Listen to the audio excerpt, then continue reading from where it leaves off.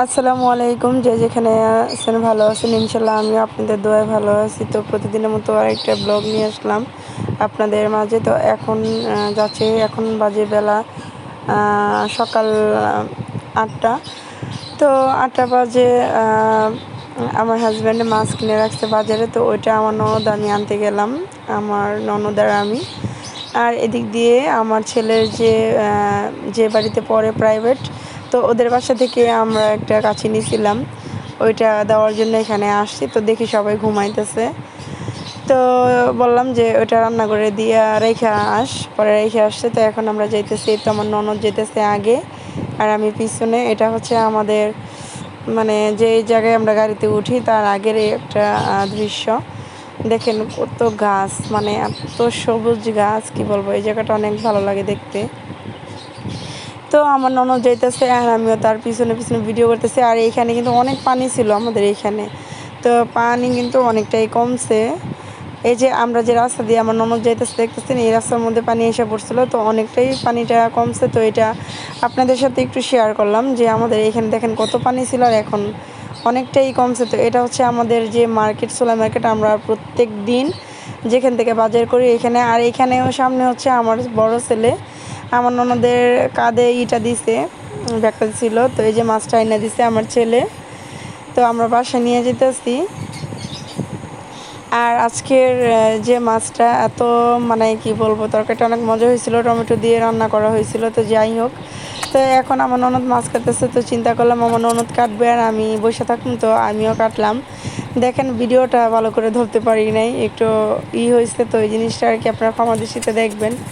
তো আমি এটা শেয়ার করতাম না, কিন্তু তারপরও করলাম, তো আপনারা কেউ কিছু মনে করবেন না। তো এইখানে আমি যাচ্ছি আমার ছেলেকে আনতে, যেহেতু স্কুলে দিছি, পাঠাইছি আমার বড় ছেলেকে। তো আমার বড় ছেলের আর কি 1টা বাজে ছুটি হবে, তো এই কারণে আর কি আমি আনতে গেছি। পরে আইসা দেখি আমার ননদের যে পেঁয়াজ, মরিচ, তারপর হচ্ছে এদিকে আপনার ধনিয়া পাতা, মানে যা যা লাগে তরকারিতে সব কিছু কাইটে রেডি করছে, টমেটো সব কিছু কাইটে রেডি করছে। পরে আমি যখন গেছি আমার ছেলেকে স্কুল থেকে আনতে, তো তখন যাই দেখি আমার ছেলে, আমার ননদের বড় ছেলে নিয়ে এসে পড়ছে। আসলে দেখি যে আমার 2 ছেলেও এক ওই স্কুলে পড়ে, আমার ননদের 2 ছেলে ওই একই স্কুলে পড়ে, মানে মোট 4জন ছেলে আমাদের বাসায়, 4জনই একই স্কুলে পড়ে। তো এখানে আমার ছেলের জন্য ডিম ভাজা হচ্ছে, যেহেতু আজকে মাছ রান্না করতেছে। তো এই মাছ রান্নাটা আমার ছেলে খাবে না, তরকারিও খাবে না, ভাজিও খাবে না, তার জন্য ডিম ভাজা হইতেছে। তো আমার যে ননদ রান্না করতেছে, বরাবরই ওই রান্না করে। আর কি বলবো, মানে খিদা লাগুক আর মানে খিদা এত পরিমাণে লাগে, কি বলবো, মানে ইদানিং আমার ননদেরও প্রচুর পরিমাণে সকালবেলা খিদা লাগে, আমারও লাগে, তাই আমরা সকাল সকাল উঠে ফেলি। আমরা কিন্তু আগে একটু লেট করে উঠতাম, কিন্তু ইদানিং আমরা 6টা বাজে, 6:30 বাজে ঘুম থেকে জাগনা পাইয়া যাই।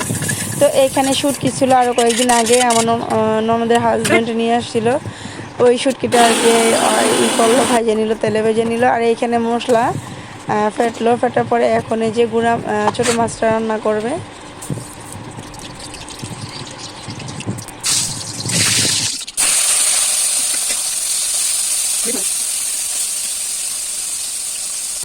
তো রান্না করতেছে, আমি বলছি যে আমি আজকে রান্না করি, তো আমার ননদ বলতেছে যে না, তো রান্না করতে হবে না, রান্না আমিই করি। তো তুই সব কিছু সামনে আমার আয়না দিই। তো আমি এক হাতে ক্যামেরা ধরতেছি আর এক হাতে এটা এনে দিতেছি, ওইটা এনে দিতেছি, যতটুকু পারি হেল্প করি। তো যাই হোক, আমি যখন রান্না করব আপনাদের কাছে অবশ্যই আপনাদের সাথে শেয়ার করব। আর আমি জানি না আজকে আমার মনটা অনেক ভালো ছিল, অনেক অনেক ভালো ছিল, কিন্তু কেন ভালো ছিল ওটার রিজনটা আমি জানি না, কিন্তু মন ভালো ছিল এটা জানি।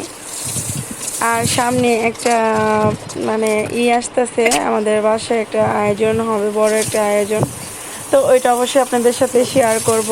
হুম। তো এখন এখানে যে টমেটো দেওয়া হইলো তরকারি কষানোর মধ্যে।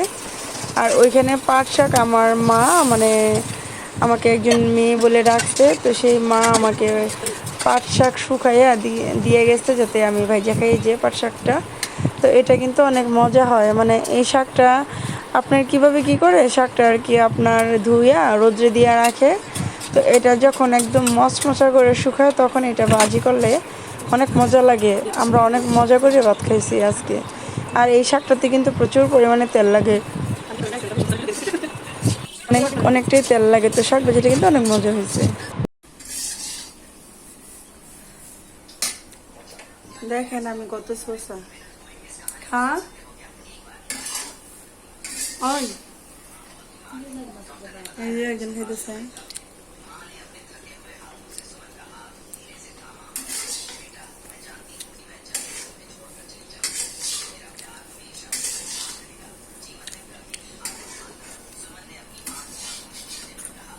টাটকা মাছের মজাই আলাদা।